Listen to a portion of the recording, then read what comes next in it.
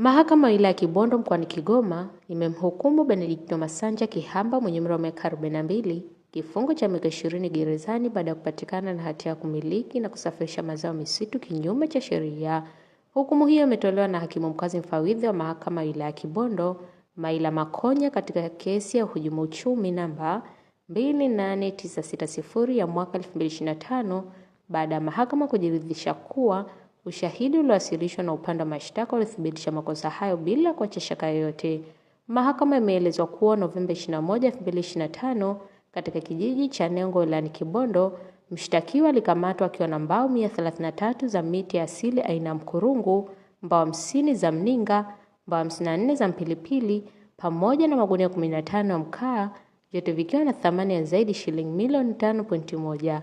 Alitiwa hatiani kwa makosa mawili, lakini adhabu zitaenda sambamba, hivyo atatumikia miaka 20 gerezani. Katika kesi hiyo, mshtakiwa wa pili Robert Masirori Chacha mwenye umri wa miaka 29 alihukumiwa kifungo cha nje cha miezi 12 baada ya kufikia makubaliano na serikali ya kulipa fidia shilingi milioni 3.